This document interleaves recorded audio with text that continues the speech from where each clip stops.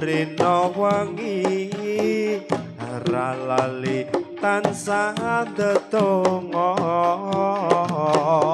memuji marang kang karena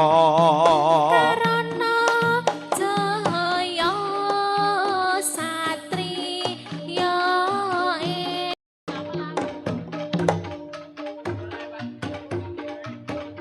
duweni dosa nganti saprene isih